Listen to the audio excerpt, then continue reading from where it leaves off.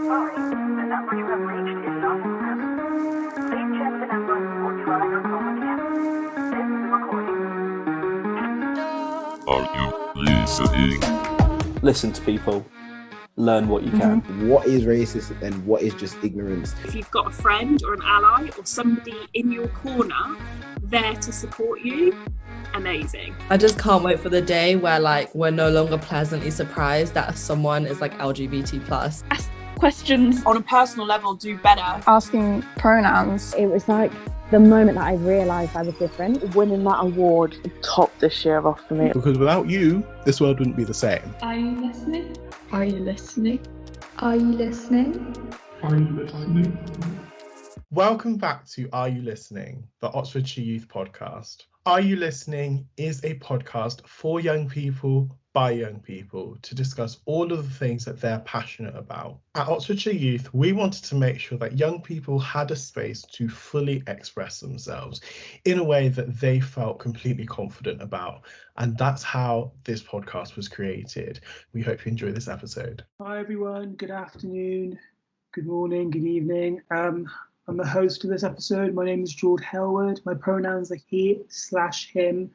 I'm joined by my co-host Eva. Hello everyone, my name is Eva and my pronouns are she, her. And we are discussing transitions. Eva, when you think about transitions, is there any particular moments that come to mind when you think of that? I would say that the thing that I can mostly think of is transitions in terms of education. So going back to school or in my case, university. Is there anything in particular about those certain days which stand out to you that you can recall quite clearly, would you say? Yeah, absolutely. Yeah. I mean, I could definitely say, for example, going back to school around 4 years ago when I moved from Greece to the UK. Going back to school for me wasn't really that normal in the sense that I had to move to a new country, a whole different education system. So it was more of a transition, like a life transition, but not only in terms of school. It was like a whole country transition. And I remember it being very weird the first few days because I went to a new country, a new place. I didn't know anyone. It was quite strange. I felt quite awkward. And I didn't really know what to do. I didn't know what was expected of me. I had never been to a school in the UK before. I didn't even know what the program was like, what I was supposed to do in the first day back to school. So yeah, I could definitely say that. And then fast forward to a few years later, I'm at uni. I'm currently in my final year at university. I'm doing psychology. And now I'm going back to uni after spending 2 months in Greece. So again, I'm going through a transition from being on holidays and spending my time relaxed to going back to university, studying, working, volunteering, and generally just going back to my routine slowly. I'm still taking my time to do so. It's been 2 weeks now that I'm back. So slowly going back to my routine and having a structure in my days, really. It's really interesting you say that about how about getting back into a routine, and you're saying you're going into third year. Mm-hmm. Forgive me if I'm wrong. So did you start your degree around the time of the peak of COVID? Yeah, exactly. Yeah. I mean, I started my degree back in 2020. So yeah. I remember my first year was basically lockdowns and more lockdowns. The first semester was a mixture of online and face-to-face lessons, but most of them were online. So I had never really done online lessons before. So starting university with online lessons was very, very strange. And I feel like it must be quite a weird transition to, because obviously it was quite unexpected for more people than not. And it must be quite difficult to try and navigate from going from, I don't know, consuming everything behind a screen to then actually having face-to-face in person, Yeah. In lessons. That I could imagine that could be quite difficult for quite a lot of people. Yeah, I think so. I mean, I remember going back to uni in person. I think it was mostly in the I think it was the first semester actually, but towards the half of it. So yeah, something like that in the middle of the semester, that we had more in-person lessons. And I remember like going around the campus and not really recognizing anyone because, online lessons, no one really had their cameras on. I couldn't really tell who my professor was because they were all wearing masks. So it was very weird. Like I didn't really know anyone and I felt lost. And like when you're on your own, you always want to talk to someone, feel that you can communicate with someone and you're not alone in all this, but I don't really know anyone. So it was a little bit hard at first, but then you see that actually you're not on your own because there's so many people around you who are just on the same boat. So yeah, I remember one day I was just waiting outside the classroom and I just spoke to a random girl who was just sitting around and I was like, oh, hey, are you waiting for this class? And that's how I met my best friend, really. So, yeah. One way to make a gateway. There's definitely I think it's fair to say there's definitely like multiple barriers based on those circumstances, especially at the peak. And you couldn't really go out and socialize without having to limit your circle or whatnot. And I think that really has a big consequence for transitions. And do you think a lot of, so obviously the listeners it's quite a wide range from different institutions, from being school to university, potentially even employment. Do you think there's any like similar ground? Not similar ground. Do you think there's any similar things that occur inevitably with every transition that comes to your mind? Like, do you think there's anything about going from like school to uni to like a new job that it's always similar things you're going to like experience? Yeah, of course. Yeah, I would say, for example, going from school to a part-time job, or from university to a part-time job, or even a full-time employment if you want to basically start your career right after your degree. You will definitely go through a transition at first, and there will be things that you'll have to face and difficulties. Now, this might vary depending on the situation and like whether you're going into a part-time job. So is it a student job? Is it like more formal job, depending on the type of employment and the people you're going to be working with? But you will always basically just have to work through things. But there are always ways to cope with those problems, and there are always people there who basically their job role is to help you and support you through these challenges. So you know that you're not alone and you always have support available to you. So for example, even when you're starting your job, you'll always have someone to train you. So you'll have training, you'll have people who will inform you about the expectations of the job, the responsibilities, what you can do, what you cannot do, things that you're responsible of at work, maybe your limitations, your co-workers, what their job role is exactly, and how you're going to be co-working, and how this relationship is going to evolve, really. There can be a lot. I think there can be quite a big range of effects and outcomes when it comes to transition. Sometimes it can be severely or very positive, and then sometimes it can be the binary opposite, where it's quite negative and not necessarily the outcome in which you expect or want. What do you think can be like? And I think it's really important to be like cautious and to like acknowledge and be wary of also like the effects of transitions, which we may not necessarily want to have. Is there anything that comes to mind when you think like, okay, like when I'm transitioning in one environment or from one environment to another, I don't want this to occur? Is there anything that comes to mind when I say that to you? Well, when I think about transitions and perhaps the negative effects that these can have, I always think about mental health and how transitions could have like a negative impact on our mental health. So, for example, I don't know, you might start experiencing feelings of loneliness. You might start feeling like you don't really know what you're doing. You're not sure if you are capable of doing what you are doing. So you might see that, your self-esteem is quite low. You might start doubting yourself. And then you might even distance yourself from your loved ones, family, and friends.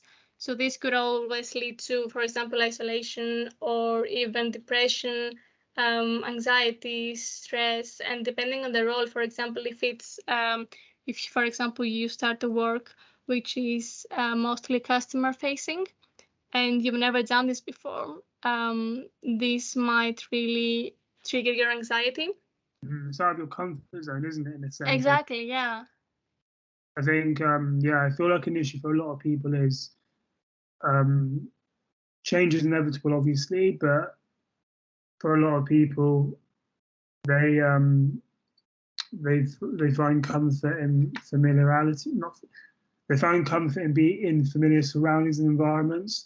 And I think, like you said, like having, I don't know, maybe like a change in routine or like a necessary or an inevitable change in routine, that can really trigger potential, I don't know, like underlying issues, or like it can cause like abruption to your routine, which then can lead to effects on your well-being as well. I think I'm quite familiar with quite a few people that have really, really struggled with transitioning from uni or to uni, even sorry, to school.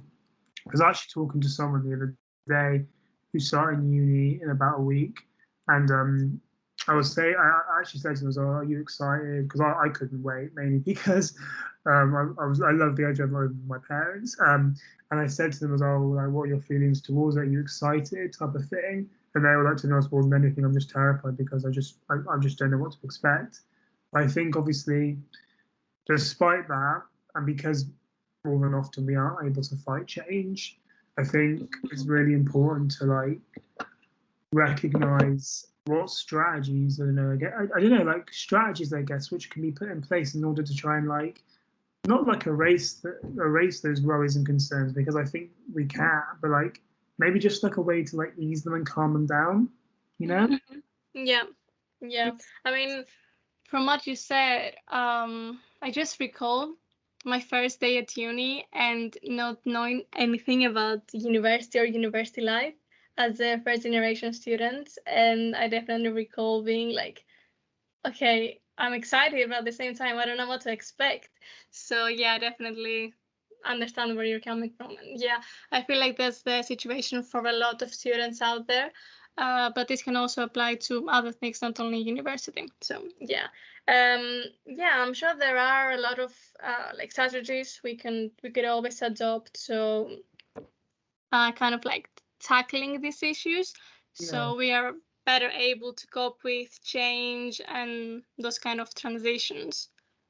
So for example, if you think about the impact that this could have on mental health, you could always consider of things such as the 5 ways to well-being that were actually put out by Mind.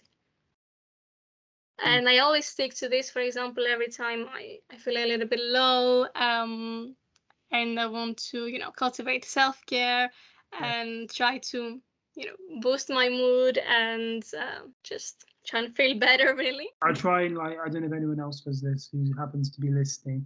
I try to like sometimes really ease my stress and my concerns when I transition to something new. Especially with uni, I was like on all the not forums, but like all the group pages. Granted, like what I've learned now is quite a lot of people just aren't aware that they're a thing. I don't think I actually make any of the friends I have now. I don't think I met any of them through the pages, apart from like one or two. But I think just kind of like being able to talk to someone before who like, because at the same time, there's always someone who's going to feel the same way that you do. it's just finding that person who's going to like openly talk about it. You know, and I think that can really ease someone's stress.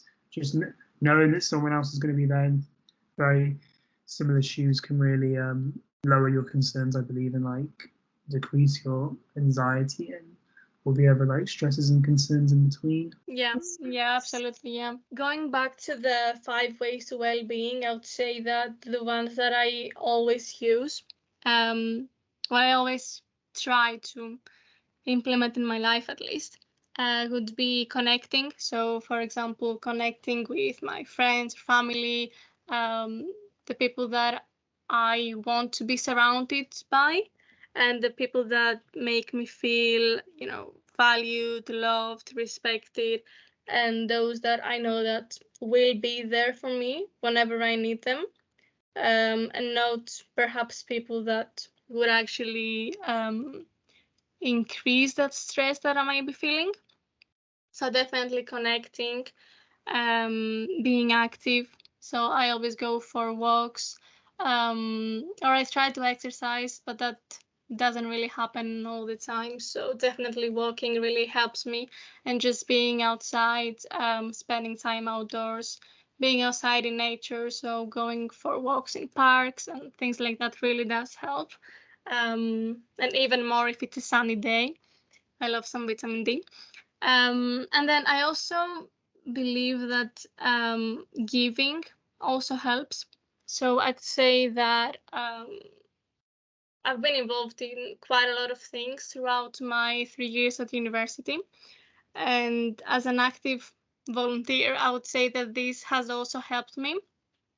Even though it can be overwhelming at times if you commit to a lot of things, a lot of projects, but at the same time, the feeling of satisfaction and the feeling that you actually have something to offer to the community does make you feel better, and also makes you feel like you are worthy and you have a role to fulfill in a way.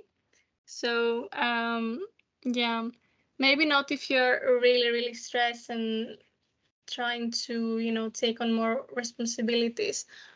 But yeah, just trying to help someone else can also help you in a way, and also help you understand more about yourself and what you really like to do and what you gain from offering to someone else, really. I like that. And it's almost like you can, not a distraction, but it's like a way, right? It's like keeping busy, isn't it? I think keeping busy is yeah, really good, exactly. is a really good strategy that people use in times of difficulty, which can like help them, like, I don't know, just move forward, I suppose. Yeah. Yeah, and also it shows that there are more things out in life, and there are actually more important things that you could focus on, and perhaps positive things, instead of just focusing on the negative things and just perpetuating this cycle of negative thoughts. So as we're ending, I think we should leave by providing some general advice and guidance, maybe like one piece of information each, which we could give to others who are currently going through or about to go through transitions, or like something that we would say to our younger self. Is there one thing in particular you wish you could say to your younger self, or say to people who are going through transitions currently? There's so many things that I wish I had known, perhaps before going to university. I would say that you should be open to new things, and there are always going to be things that might frighten you, or you might feel like you're not able to do them, but it's always worth taking that risk and getting out of your comfort zone, because it's only when you get out of your comfort zone that you can actually learn and grow as a person, even though it can be really hard. But this is what you are really aiming for. And definitely that sticking in your comfort zone is great, but it doesn't really help you evolve. So just keep that in mind, and that negative feelings are not necessarily that negative. because you can always get some positive outcomes through those negative feelings if you work through them and try to put them into action and actually do something about them.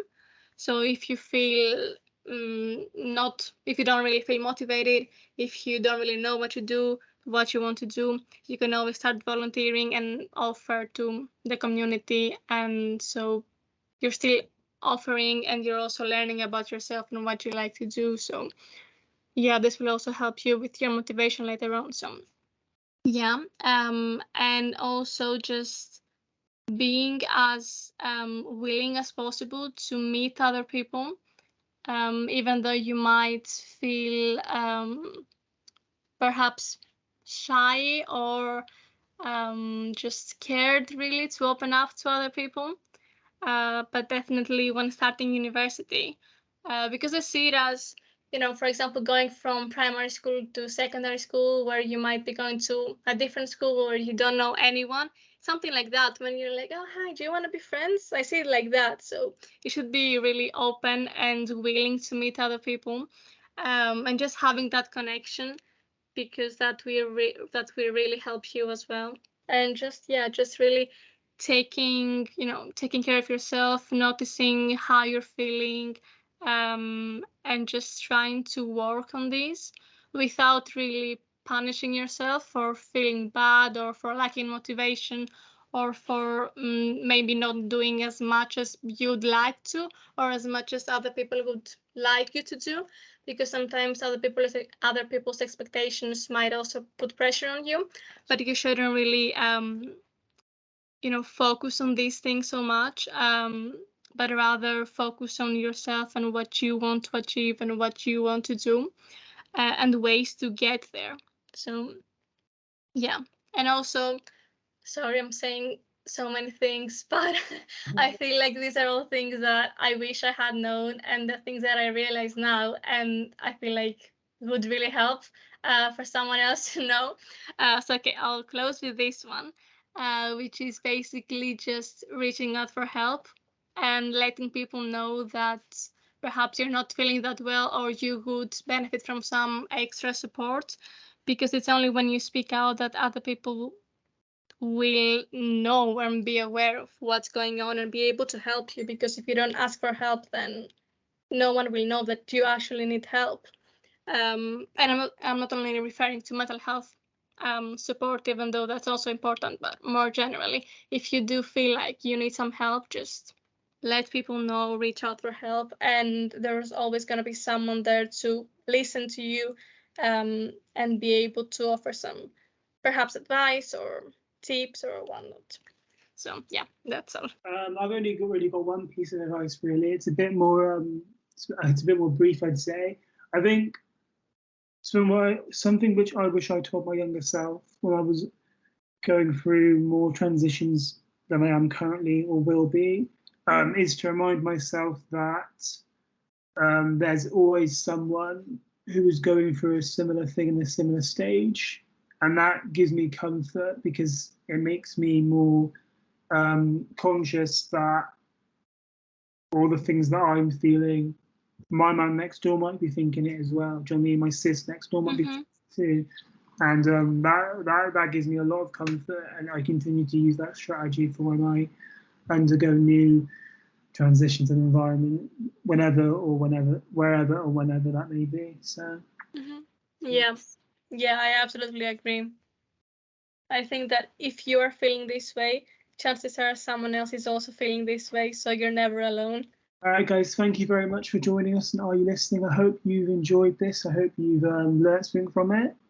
And yeah, we'll see you next time. So my name's Jord Hellwood, and I'm joined by my co-host Eva.